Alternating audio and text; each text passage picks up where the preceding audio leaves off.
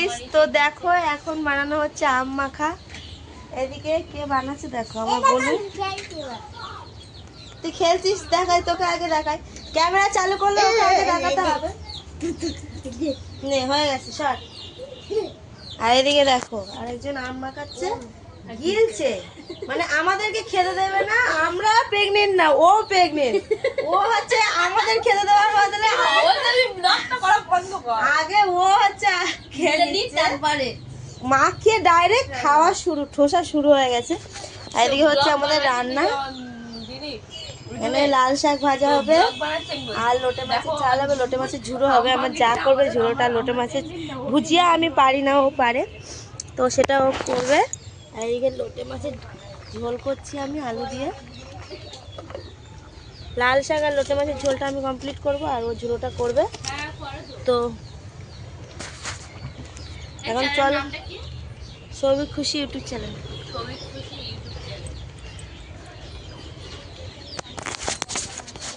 Camera বেঁকে যাচ্ছে হাত থেকে। ওই আমার পাপার নাম আছে। তো চলো আম মাখাটা করা হয়েছে, টেস্ট করে দেখি কেমন হয়েছে। হ্যাঁ আমার প্রথম খাচ্ছি এবছরে।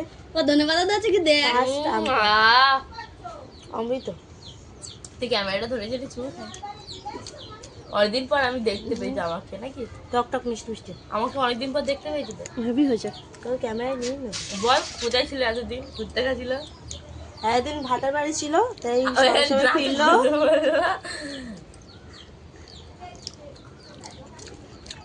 থাকাই যেতে পারে না, থাকার কি আছে।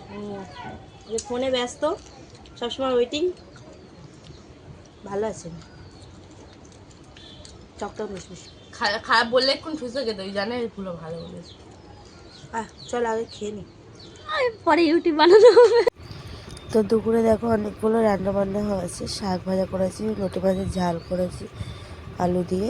আর এদিকে আমার মা দুরকম ভাজা পাঠিয়েছে, একটা ঘিমে শাক ভাজা আর একটা কী শাক যেন ভাজাও করেছিল, সেটা মনে নেই। তো এদিকে বিকেলবেলা বেরিয়ে পড়েছি ছেলেকে নিয়ে স্কুলে। এই যে বিকেল স্কুলে বেরিয়ে পড়েছি, আর ওর তো 4টে দিয়ে স্কুল, 8টা অবধি।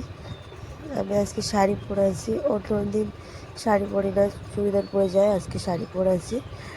তো এদিকে দেখো মেট্রোর ভেতর ঢুকে ওরা কিচিরমিচির শুরু করে দিয়েছে। গল্প, ওদের নিজস্ব পার্সোনাল গল্প থাকে অনেকগুলো, তো বন্ধু বান্ধব এক জায়গায় হলে সব গল্প শুরু করে দিয়েছে।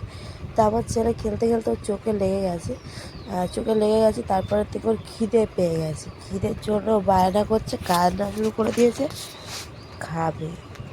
তো তারপরে এই যে বেডটা চলে এসছে, ওপারেরটা চলে গেলে তারপরে আমাদেরটা আসবে।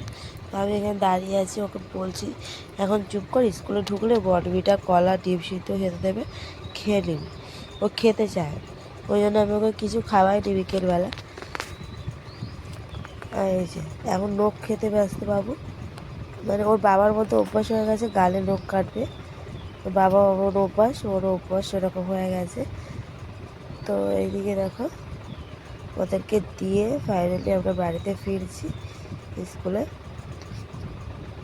এই যে রাস্তাটা দিয়ে সাইড মেট্রো স্টেশন চলে গেছে, আর এই সাইড দিয়ে আমরা হেঁটে হেঁটে যাচ্ছি, ওটা মেন রোড।